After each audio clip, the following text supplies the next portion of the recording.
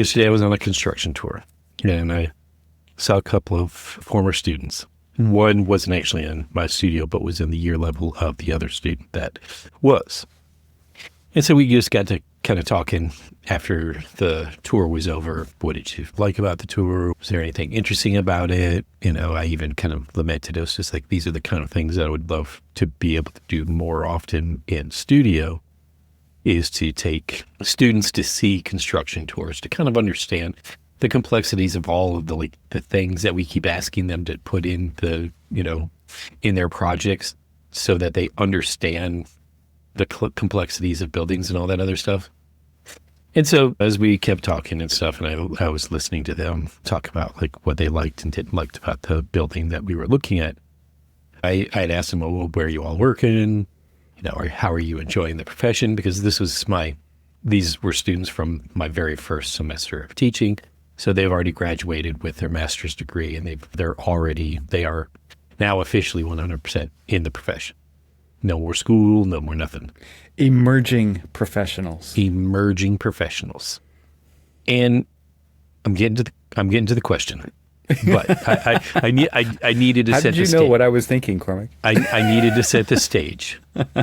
And so the one person who was in my studio, this was like, I'm really enjoying it. I'm learning a lot. I kind of enjoy doing this. I'm like, great, that's fantastic. Then there was a guy with them that was basically their year level, new emerging professional. And he was, again, I didn't know him, but he kind of offered up his opinion about it. Then I got to the other person who was from the university. She said she hates everything about it, hated it when she was in school and everybody, but she was a really good student. Let me just preface it all by you're good basically student. Explaining my wife. This was her experience as well. Really good student, hated school, hated everything about it, and hates the profession. Uh-huh. And so the question is, and since you have firsthand knowledge of this and experience from inside the calls coming from inside the house. Yeah, right. What do you do? Now, I've had this experience with a couple of other young emerging professionals that I've worked with in the past. What do you do when you've gone through 5 years of school, 6 years of school in their case, and you didn't like it when you were in school, but you thought, as everybody was told you, oh, don't worry, the profession is going to be a whole lot different. You'll like it when you're out in the profession. And then you get into the profession and you're like, nope, I really don't like it here either. And I dug a little bit deeper, and I was just like, we were standing in downtown Detroit, and there's, a whole gamut of different types of architecture. Some nice turn of the century, beautifully detailed architecture. There's the new building that we were just leaving, and then everywhere in between.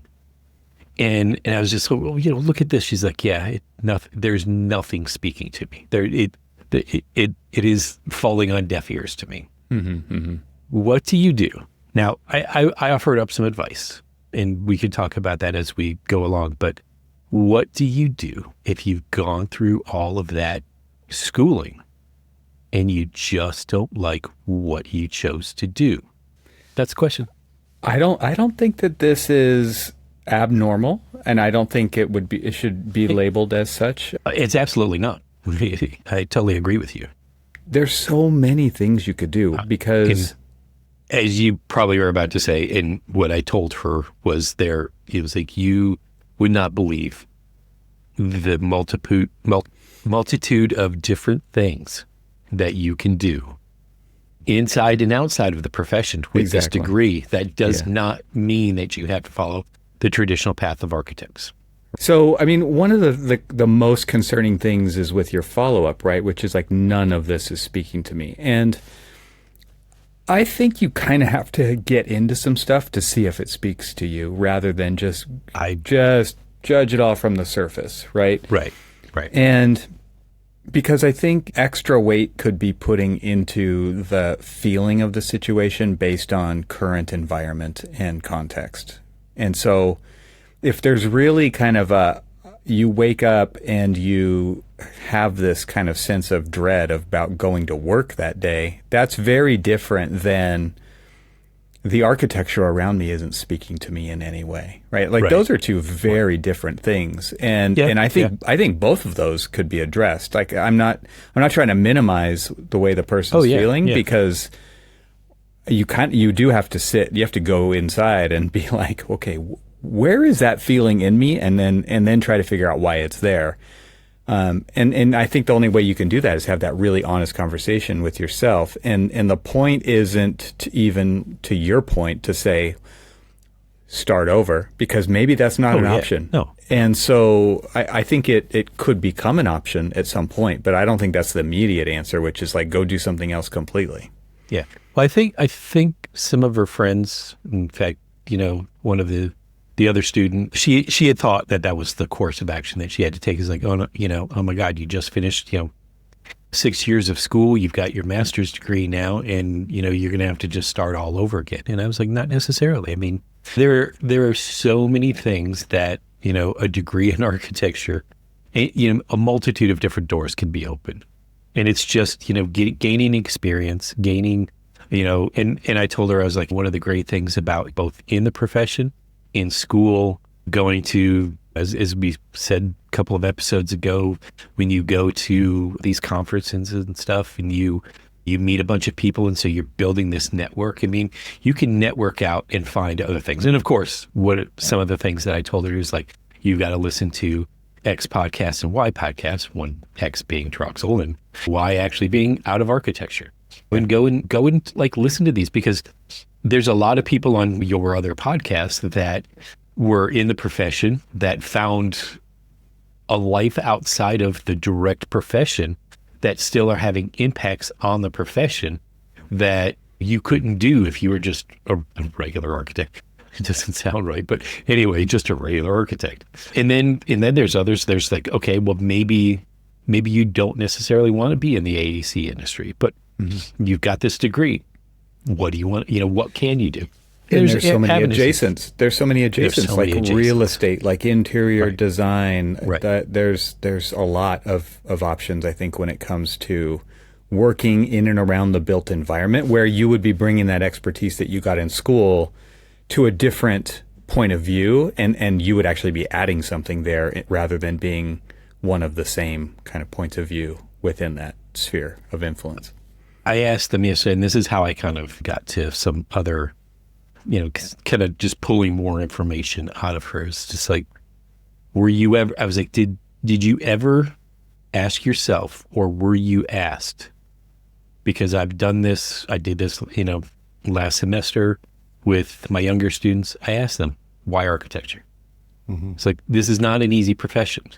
This is not, like something that you just choose, randomly or something. Oh my gosh, dude, I just got off a phone call yesterday with somebody who's been in it for a long time, who is very disenfranchised. So it's good to ask those questions early. Oh yeah. And ask the question, I mean, is this the path you want to go on? And, and it's actually, to be quite honest with you, this is probably the best time for her to be asking herself that question, If you can have asked it before, if you never asked it before, right? So the next best time is now. The next best time is now, and I can say that, there's plenty of times when people, would say, why architecture to me? And I'm just like, how long do you have? I can give part that. Of it is, I mean, I could ask the questions like, well, like what is it that really, so it started in school, but now, like, what's keeping it that way? Right. Because it could be the people you work with. It could be the kinds of projects you're on. It could be the culture of the office. There's variable upon variable here. Yeah. And all of that is, the more and more I get into architecture, and the more and more I get exposed to things outside of and architecturally adjacent and stuff, the more and more it kind of just reaffirms that this is what I want to do, but it is also one of those things that I sought out and looked towards getting into, looked forward to getting into, thrived when I was in school, and felt like, I've, pretty well thrived in one way, shape, or form since I've been out. Now, that means that, I've always been asking that question. And for somebody like her, or even like your wife, that they asked the question, or they hadn't asked the question, but then they got into the profession, said, whoa, whoa, whoa, whoa, this is not quite what I want to do. When I felt that seriously, the last time I really felt this was during the ARE process. Yeah. Oh my God. It was like, it's not worth it. It's not worth it at that point for me. And I did it anyway. What's funny though, is like, think about when you took the AREs and think about when I took the AREs, and how far out of school we were when we actually finally got around to doing that. And then to say, oh man, should I really be doing this? Or do I want to really do this? It's just kind of, it struck me as an interesting, just kind of like, question to ask, is like, really, in a way, I'd love to just ask everybody, why architecture? Because again, if you're, I always promised myself, and I think I've told this story before, there was this guy when in my very, very first internship, and I would come into work, here I am, the intern, old bright-eyed, bushy-tailed, here, let's go into the world and create. This guy complained every single solitary day. It was explicative this, explicative that. I mean, just a everything. Bad attitude. It was just a bad attitude. And it wasn't like, look, I've had bad days or a bad project or a bad client where, I may complain about it, but projects come and go, clients come and go, just that bad day comes and goes, and you just move on, and it's just like, well, sometimes we absolutely ask ourselves, why are we doing this? Why do I put myself through this? And then because things are hard, right? Like life is hard, work is hard, and you are put in that position because it's not the ideal state. Yeah. And so how many times do you and I then figure out a way or a time or a place or whatever to say, oh yeah, this is why I do this. Whether it's a reaction from a client, or you go into a building and you're like, oh my God, this is amazing. Or those are farther and fewer between though, right? Like those are the punctuation in the sentences. I mean, to me, I absolutely love going into, the university and go into the architecture studio and just see all of these, the ambition and the drive and the love for getting into the new challenge and seeing the looks on their face. And so I've got something to invigorate me in the teaching aspect of things. But yeah. I'm just for a regular architect, that might be the next project or a new client or a pursuit, and so I think there is kind of this striving for what's next and better, and seeing the possibility. I really don't think you're gonna thrive in architecture unless you're an optimist in that way. Yeah, I feel like true thriving, like what the sense I'm getting from you and your attitude is through this striving for better. What's that next thing? What's the thing that's going to that is really going to fuel me energetically, so that I can look forward to whatever that is. But then there is a real calling out of the day to day.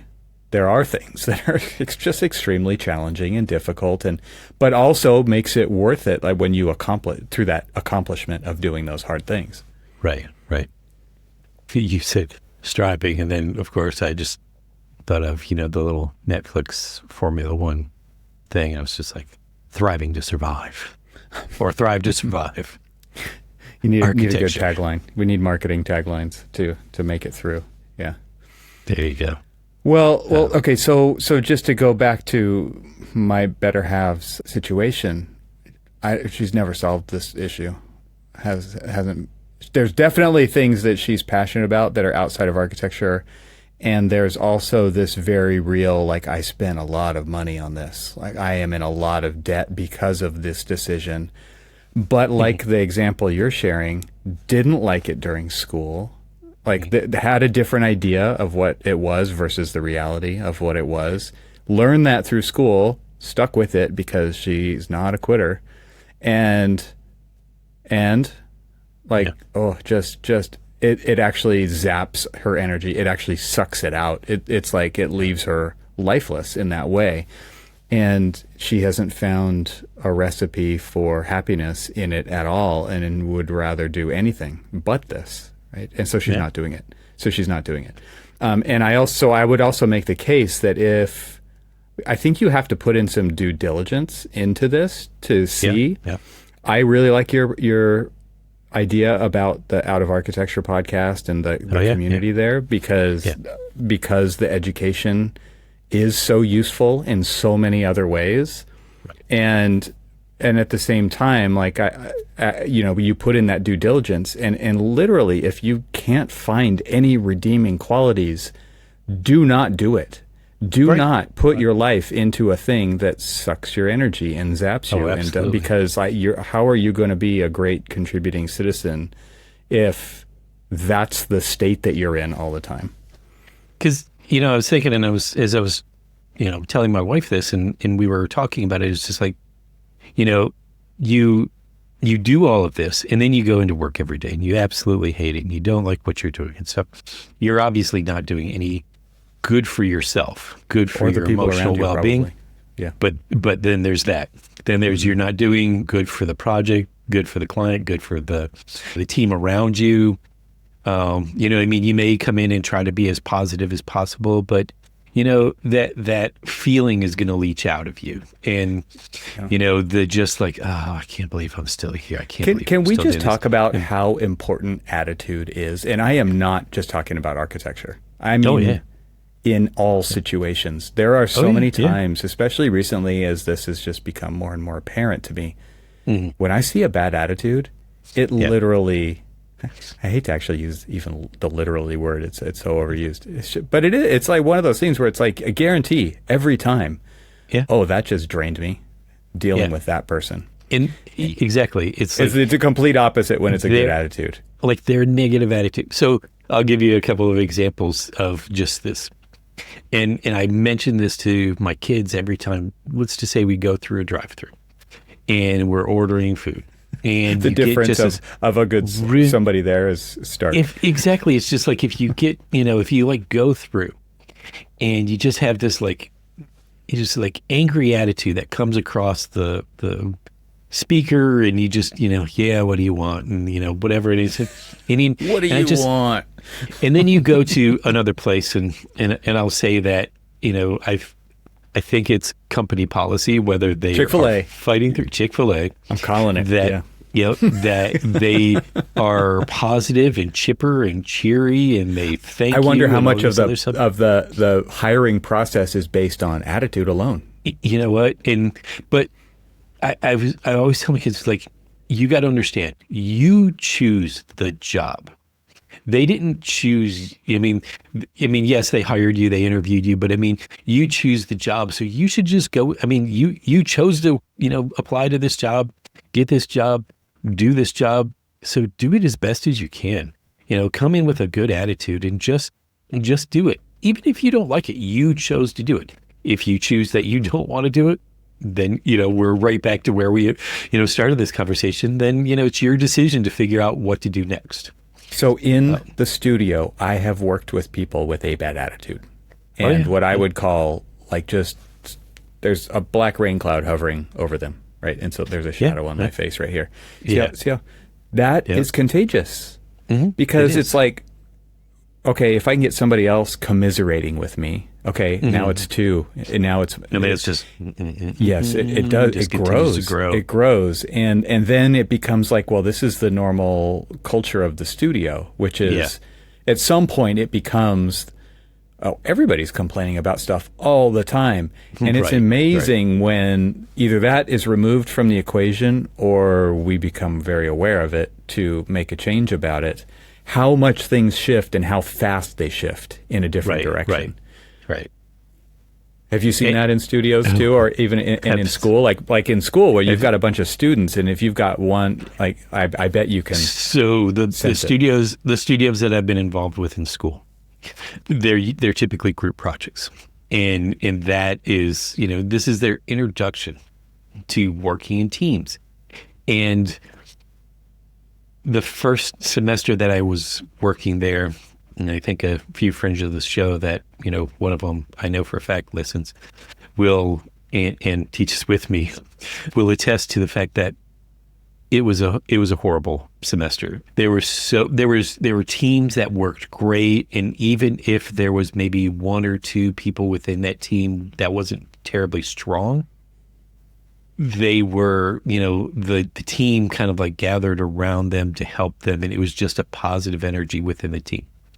Then there were other teams that they were just fought like cats and dogs, and we're always arguing. And even in our reviews, when we would just sit down and talk about architecture, this was their idea and none of us really like it. And so we just let them go ahead and do it, but now we're stuck with this. And then it was just like, and then they just start bickering back and forth. It's like, well, if you could do it, then you should have done it. But since nobody was doing it, I did it. It was just this weird like negativity. You watch it, you just watch it. And grow. you just watch it. And we, and no matter how much we tried to like teach through that, or, try to explain to them about like, teamwork within the profession, and how even if you don't maybe have like the strongest of team members, keeping a positive energy around it. We definitely get used to it. I think we can safely say no one is going to be as good as you are on in your mind. In your mind. You just plain say, I can't believe they did that. I wouldn't have done that. I mean, how many times has everybody said that about somebody else when they're doing group work or stuff? And instead of using it as a learning opportunity to say, okay, they may not know exactly everything that I want, that I need them to know. Okay, well, then this is an opportunity to teach them. Or they don't do it the way that I do it. Okay, well, if you want a certain outcome, guess what you got to do? You've got to teach them. I mean, it's all of these opportunities to mentor, to help people grow, to, or maybe, just maybe, put down your ego for a little while and say, okay, this is the way that I wanted it to be done, but I see that you're doing it this way. And you know what? It's not a bad way to do it, and it might be easier. Learn something from somebody else. I am almost certain that an ego has never helped a situation ever. Almost certain. Almost every condition. What's the saying? The saying is like, you're only as smart as like your five closest, confidants, friends, whatever you want to say. So it's be careful who you surround yourself with. And cool. in a way that the thing that I think that starts to point to, which is this is not a new idea, is that you want to be the dumbest one in the room. You don't want to be seen as even the smartest one in the room, because then what do you have to learn? And so if you're going into a situation where, okay, I'm going to surround my people with something I strive to become in some way. There's some characteristic or some trait in that situation. And so when you're looking for a job, or you're looking for a team, or when you're trying to assemble that team to accomplish a certain task, that's what you want to strive for, if at all possible. You don't always have control over that, but you then need to look for those opportunities in that situation to be the one who is willing to always be learning, and never the person that says, I've got all the answers. I mean, that's one of the things about being an architect that I think really shifted for me at some point, which was, I think at some level, clients expect you to have a lot of answers. Oh, yeah, yeah. But at the same time, you have to be willing to say, I don't know. I'm going to find out. Right. And I think that applies on the day-to-day in your work team as well, or in your school team.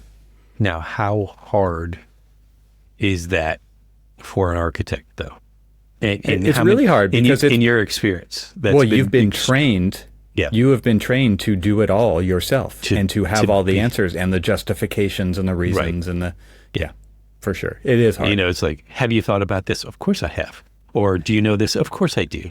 Or, I'm going to make something up right now. Or can you do this? Of course I can.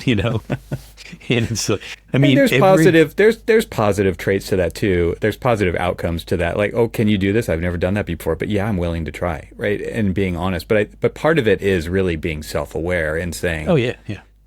Like, is this ego really serving me? Right. Or is it just right. pissing people off and making me look like an a-hole? Yeah. That's more often yeah. the case. In you were talking about developing a team and what you look for. I mean, everybody, including the project managers or the project executive or whoever is the leadership of the project, everybody should be coming into that as an eager sponge, if I can get it out. It's everybody's one. What is the opportunity that we have in front of us? What can we all learn together? I'm always asking people at the beginning of a project, what do you want to get out of this project? What do you personally want to get out of this project?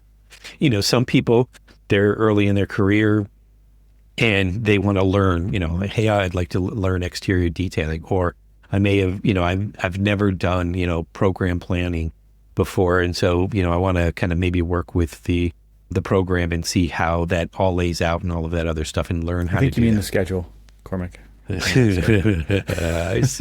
see what you did. Well done. But I mean, and so, you've got, everybody should have like an opportunity to grow in the project, in it should also be, it's like, okay, well, project manager says, these are the basic things that we need to get, done in this project for this project to be a success. But even that project manager should be looking at an opportunity to either improve the workflow or improve the way that, the communication is or whatever. But let's talk about the reality here. Let's talk about the reality. Man, why do you got to do that? Inside baseball time, Cormac. What do you do when you send somebody an assignment of accomplishing a certain task on a project? Let's just say it's a detail or something, and it comes back not at all like you would expect maybe somebody of their level to have been able to achieve. Maybe they didn't ask any questions. And there's a lot of what you see is a teaching opportunity, or at least, a mentorship opportunity, and you don't have time to do it. Like, okay, so what goes through your mind at that moment? Because I want to talk about the realities of working. I'm going to tell you what goes through my mouth. Forget my mind, because I've learned through so much trial and error that when I'm assigning somebody a task, they may have never done it before, or they may have, they may be a master at it. I hate that I ask, is like, do you understand what I'm asking you to do? Or can you summarize what I'm asking you to do? I was just like, but please understand, if you've never done it before, this is the time to ask how we accomplish it, what the expectations are. Do you need me to go through? Do you need me to show you examples? Can you do it with maybe me giving you examples? I will try to set them up for success first, and not try to set them up for failure. I've done the opposite. You're not just throwing them in the deep end and saying, "Hey, I learned figure the it out." opposite. And you've heard me say, it's like when somebody assigns somebody a task and they have a desired outcome of what that task should be. I mean, I've heard so many times, well, they're 15 years in their career, they should know what to do. But I've seen people who are 15 years in their career who know exactly what to do. And then they do it the way that they think is the right way to do it, and then still get chewed out for not doing it the way the expectation was. Mm-hmm. And then I asked that person with, the so-called, like the anger from the expectation. He was like, did you explain to them exactly what you wanted? It's like, well, no, they should have known. Mm-hmm. I was like, they knew how to do the job exactly the way that they've done it before in the past. And in what I see they've done is right. It's just not the way you wanted it. So if you want super common. So if you want it, oh, absolutely. So I was like, so if you want it done the way you need it done, either you do it yourself, or you tell them how you want it done, or how you would do it, so that it gets to, it meets that expectation. Yeah. Otherwise, if it is done and it is correct and it meets, like, let's just say it's a warranted detail, warrantable detail and all of that other stuff, what's the problem? Now, what happens when you give that assignment and you set them up for success, and then it still comes back as crap because not because they didn't ask. Well, yeah, because they didn't ask you. Because they said, "I've got it." I had that very issue with a junior, emerging professional, and he was very uncomfortable with feeling like he didn't know what he was doing, and also was just he didn't like that other people thought he didn't know what he was doing. And so when they would assign him a task and they said, well, let's give you a deadline of a week to get this stuff done, and then at the end of the week, let's get together. Or in my case, it was just like, okay, I've got this and do. I need you to do this, and this. Do you understand? Yeah. I've got it. I know what I'm doing. Okay. And then he'd come back, oh, you don't know what you're doing. And there was a couple of times where, I just kind of like let it pass. I was like, okay, well, I'll either fix the detail or I'll have somebody else fix the detail, and then, look for an opportunity to maybe like, pull him back a little bit and stuff. And then, but on the one project, my overseas project that was just so fast tracked, sometimes I couldn't come back and check all the time.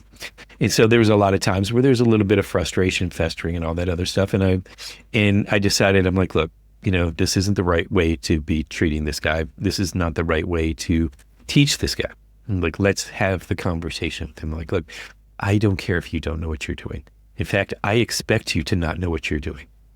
What I expect you to do is ask if you need help and recognize that you need help and feel confident in being able to ask the question and not feel like you're going to get berated or, treated poorly because you don't know the task that you were given.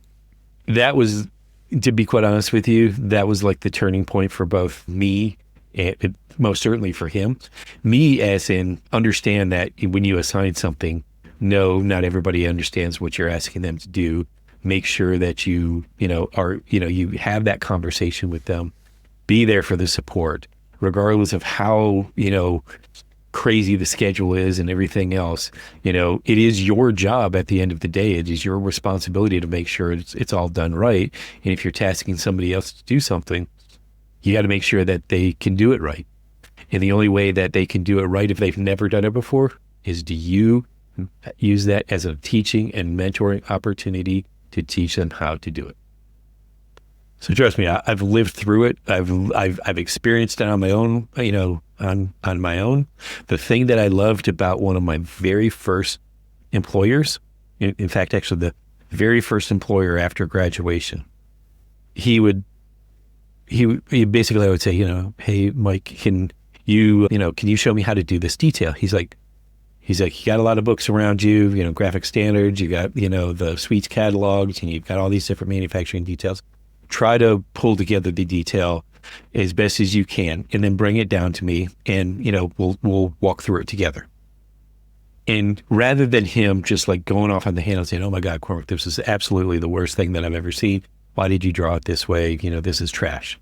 He basically said, okay, here's where, you went wrong. Here's where this detail does this. Here's where the waterproofing does this. And this is why, this is to do this.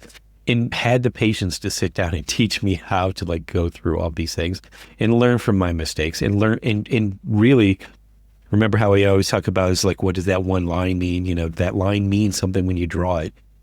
He took the time to actually sit down and say, this line, this shows the waterproofing. If you put this line here, then, here's the path of the water and it's getting into the building and now your wall is leaking. But if you put that line here, guess what? It's keeping the water out. And it's just the simple little things like that. Just show them like, oh, okay. Don't you feel though, like the profession used to have more opportunities for that kind of thing to happen? And I hate to say like this happened to us because on some level we're responsible as well, right? Or probably more than half of the percentages. But the thing that is hard to come by nowadays is the time to do that, let alone the attitude and the willingness to do it, but the time. Well, one of the things that I heard, and this is, this could be like the old timer comment and stuff, but one of the old timers, in fact, that boss, Wisdom. well, so Mike came up to me and he was just like, one of the things that I really don't like about, this switch from hand drafting to CAD is like, when you were hand drafting, I saw everything that you were working on your table. I could walk up and take a look at it, and we could be able to like sit there and look together at everything that you're working on. He goes, right now, everybody's zoomed into one little thing, and I'm just seeing like a bunch of little lines and stuff like that. Context, and then I say, hey, let's zoom out and all that other stuff. So we don't really get a chance to see the same things that we used to see all the time, And so we're so like, in this like, blinders on, tunnel vision, staring right at like the little things that we don't really, how much do we take time to first ourselves zoom in and zoom out, see the macro view and the micro view, and then keep going back and forth with that. But then also have other people to look at the macro view and the micro view together and say, oh, hold on. I just noticed that this was, doing this, and what it really needs to do is this. And so like there's not even that like level of kind of communication, because we're in such a rush to get things done that like, even the simple QAing of your own work sometimes, falls by the wayside. Yeah, you're talking literally about coordination, right? Right. And coordination is a macro job and it's a micro job. And exactly. And when you are coordinating conditions on a project, on a detail sheet, to a wall section, to a detail, it's like you got to take all that into account. And here's a huge issue with BIM is coordination is done much more for you, right? Well, coordination is difficult. Like, let's be honest, there's been a lot of things that have gotten missed because you moved a thing over here, on the elevation, and then nothing else updated automatically. You had to go back with your eraser shield and your pencil and redraw it, right? And that now is solved, and it's solved at various levels, but not all of them, right? And so it's actually made us unintended consequence lazy in that regard, which is the same thing we're seeing nowadays with AI and LLMs, right? Which is accepting the output as it's probably fine, right? It's not something I'm going to spend time checking because it's probably fine. And I'm just saying, like, this has happened slowly over time. I'll give you this weird little example that I just saw yesterday on that construction tour that I was telling you about. So we're standing outside, the project manager from the architect side, as well as somebody from the contracting team. They were out there and they were talking about all these projects and stuff. And I'm typically always in the back anyway, because apparently I've got facial expressions that, I can't hide things. You can't be front and center. I can't be front and center. You've said too much with that facial expression.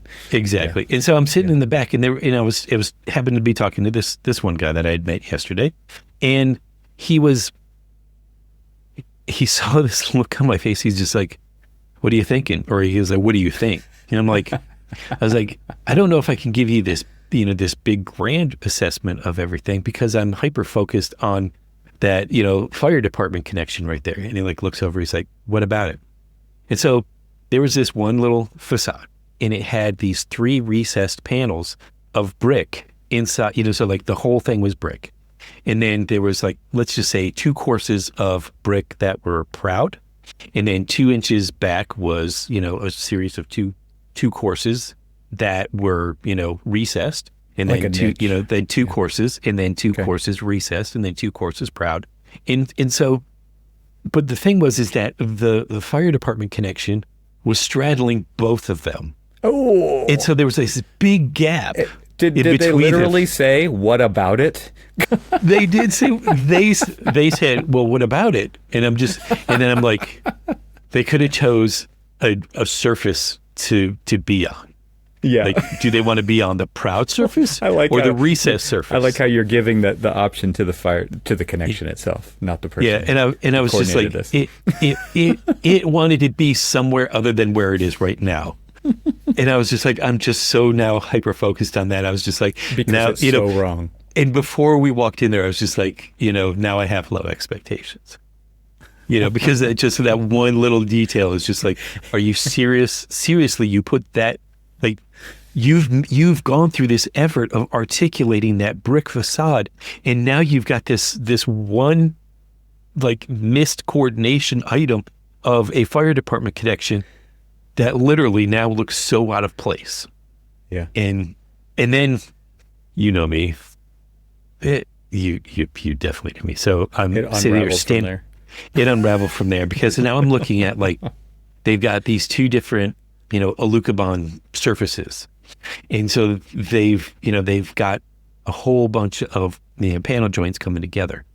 And some of the panel joints are aligning and some of them are way off. And it is not a mistake, or it wasn't a design decision or something like that. Sorry, it wasn't a design decision. It was a mistake. It was just the fact that they missed the coordinating of all of these things, because then you try to, like, align those joints with, say, your mullions and your windows or the handrails up above, and then, like, the big panel design kind of just keeps pushing off, and it was just like, these are the things that, as we're talking about them, that you zoom out, you zoom back in, you zoom out, and you're like, okay, are these lines exactly where I want them to be? Am I purposeful in the fact that the other lines that just below it in another panel, very similar to it, is now completely way off? So the thing is, it's like at some level, people are thinking this stuff will take care of itself. Right. But you don't, like, what you shouldn't be expecting is the contractor to, but we used to make be able those to design decisions. Yeah, we used to be able yes. to at least know that we were going to have a conversation about it. Dave Pruding, Yeah. he would at least ask the question. Funny enough, so fast forward to today, I had, my contractor for the building in Baltimore. He had texted me a picture, and he's just like, the drawings show for this light to be here, but every other one of your fixtures, your card reader and your strobe and everything else are all aligned. Do you want the light to be shown where it is on the drawings, or do you want it to be aligned with everything else? And so he sent me a photograph, and I'm like, I want it aligned. Thank you for asking. And, that was the symbiotic relationship that we had, because, he was like, yeah, I know you don't really want it there. It looks off. I mean, even to me, it looks off. Another set of eyes and another set of eyes. Question in real time just solves that issue. Exactly. So how does this all relate to the initial question with the emerging professional who's So in a way, I even asked her, I was just like, if design isn't your thing, do you think maybe, like coordination or management or specifications or, or even marketing or some of the things that are within that you can find a niche to specialize in certain aspects of the project delivery? Does any of that interest you? Above and beyond, just like, okay, if design doesn't really interest you, or like, what is there anything? Is that what that person is that's their role? Well, I mean, to be quite honest with you, they're so new in the career that, as you can imagine, what they're being, tasked with is just, either, grunt work, or maybe they're doing something that's like, oh, you were really good at Photoshop. Hey, we want you to do some Photoshop. Or, InDesign. Hey, we've got a report for you to help, pull together. Yeah. And so, like, that doesn't give you the broad stroke of, like, what architecture is. And that's why I think, in a way, we do ourselves such an injustice when we immediately pull a recent graduate who may or may not have had some internship, opportunities during school, to just, like, immediately throw them into, hey, you're going to be doing toilet room details. And that's going to be your role for the next, couple of months on this project. Instead of taking the opportunity to say, let's introduce you to architecture. Let me, like, one of my favorite things to do when I, had the opportunity to was, hey, you're new to the profession. Hey, you're new to this firm. Let's let's go and take you out onto the job site. Let's like look at what it is that we're trying to achieve when we start assigning you, the task to draw those toilet room plans, or, do these different details, or, start drawing on a project that you don't even know anything about what it is that we're asking you to do. Let's go take a look at the effects of it all. Like, let's look at a poorly, detailed, or poorly placed FDC and why it matters for you to pay attention and all of these other things, and just teach them the importance of what it is that we're doing. Because again, like if we're, and you've heard me say this so often, it's just like when the default response to a problem in the way that they've done something is that's the way Revit draws it, it's because they don't understand the systems that they're putting together.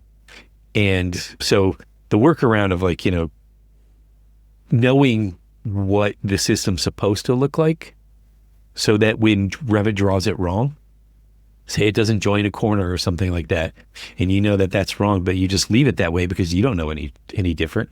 But if you know what the systems are supposed to do because you've seen it in practice, you've gone out on site, you've been exposed to, a construction site, you've been exposed to like, the way a good, successful design and, bad design come together and stuff. And you sort of understand the materiality of things. When you actually draw it and Revit can't close the corner, you're like, you know what? I got to fix this because I know that that's not what a corner actually does. But when you default back to it and say, that's just what Revit does, it's because we didn't do enough to educate that person into knowing what it's supposed to actually look like, what it's supposed to actually do, or how to do it. But or how to do it. But I really feel like the big picture here is like finding meaning in architecture or elsewhere. That's true too.